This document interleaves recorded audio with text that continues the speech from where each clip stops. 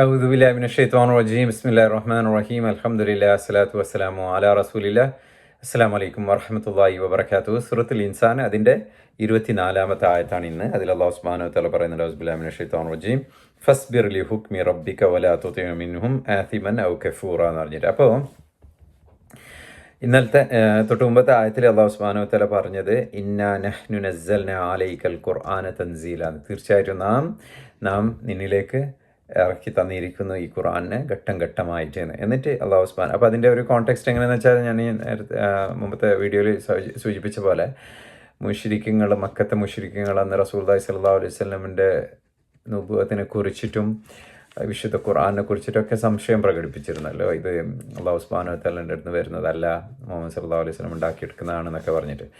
അപ്പോൾ അതിനുള്ള strong response അല്ലാഹു സുബ്ഹാനഹു വ തആല കൊടുത്തതിന് ശേഷം പറയുന്നത്, റസൂലുള്ളാഹിനെ അഡ്രസ്സ് ചെയ്തുകൊണ്ട് പറയുന്നത്, സോ ഫസ്ബിർ, നീ ക്ഷമ എടുക്ക്, സബർ എടുക്ക്, ലി ഹുക്മി റബ്ബിക്ക, നിൻ്റെ റബ്ബിൻ്റെ ഹുക്മിൽ, നിൻ്റെ റബ്ബിൻ്റെ കമാൻഡിൽ.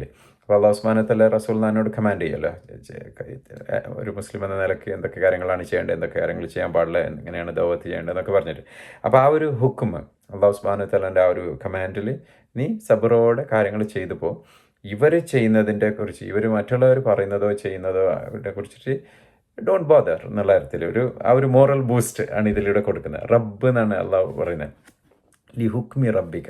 ഈ റബ്ബ് എന്ന് എപ്പോൾ യൂസ് ചെയ്യുമ്പോൾ, റബ്ബ് എന്നല്ലെങ്കിൽ ഒരു നർച്ചറർ ആൻഡ് സസ്റ്റെയിനർ എന്നാണ് പറയുന്നത്. അപ്പോൾ അത് ഭയങ്കര ഒരു ബ്യൂട്ടിഫുൾ നെയിം ഓഫ് അല്ലാഹു സുബ്ഹാനഹു വ തആല ആണ് റബ്ബ് എന്ന് പറയുന്നത്. നമ്മുടെ ക്രിയേറ്റർ, നേച്ചർ ആൻഡ് സസ്റ്റെയിനർ, നമ്മളെ നേച്ചർ ചെയ്ത് അങ്ങോട്ട് കൊണ്ടുവന്ന ആ ഒരു കോൺസെപ്റ്റാണ് റബ്ബ് എന്ന് പറഞ്ഞിട്ട്. നമ്മൾ മാതാപിതാക്കൾക്ക് വേണ്ടിയിട്ട് നമ്മൾ ദുആ ചെയ്യുമ്പോൾ അല്ലാഹു സുബ്ഹാനഹു വ തആല പഠിപ്പിക്കുന്ന അങ്ങനെയാണല്ലോ, റബ്ബി ഇർഹംഹുമാ കമ്മാ റബ്ബയാനി സഗീറ.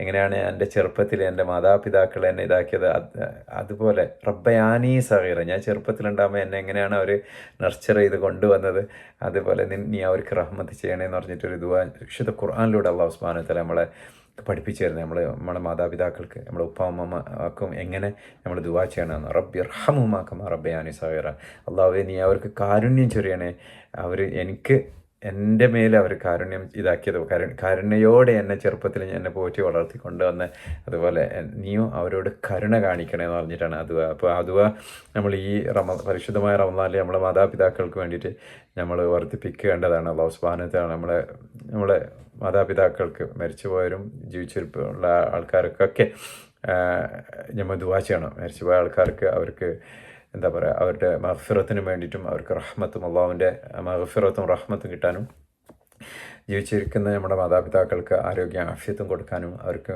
ഫുഗീവ്നെസ്, അവരുടെ എന്താ പറയുക പാപമോചനത്തിനും, അവർക്ക് ജീവിതത്തിൽ ബർക്കത്തുണ്ടാകാനൊക്കെ നമ്മൾ അവർക്ക് വേണ്ടി, നമ്മളെ പേരൻസിന് വേണ്ടി നമ്മൾ ദുആ ചെയ്യണം.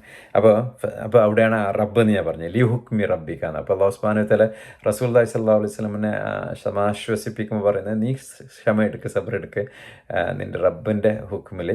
പിന്നെ വലാ തുതിഉ മിൻഹും, അവരിൽപ്പെട്ടവരെ നീ വലാത്തുതേ, അവരെ ഫോളോ ചെയ്യേണ്ടാന്ന്.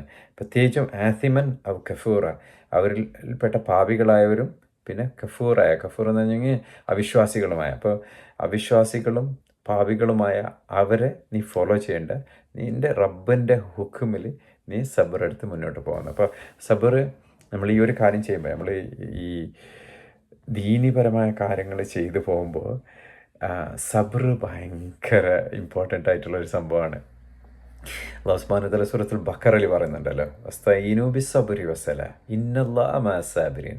അള്ളാഹുവിൻ്റെ സഹായം നിങ്ങൾ ഇസ്തിയാന എന്നറിയില്ലേ, സൂറത്തുൽ ഫാത്തിഹയിൽ നമ്മൾ ചോദിക്കുന്നത്, ഇതിന സിറാത്തുൽ മുസ്തഖീം ഇയ്യാക നഅ്ബുദു ഇയ്യാക നസ്തഈൻ. ആ നസ്തഈൻ്റെ ഇത് മറുപടി പോലെ ഞങ്ങൾ അള്ളാഹുവിനോട് ചോദിക്കുന്നത്, നിന്നെ മാത്രമേ ഞങ്ങൾ ആരാധിക്കുന്നുള്ളൂ, നിന്നോട് മാത്രമേ ഞങ്ങൾ സഹായം ചോദിക്കുന്നുള്ളൂ എന്ന്.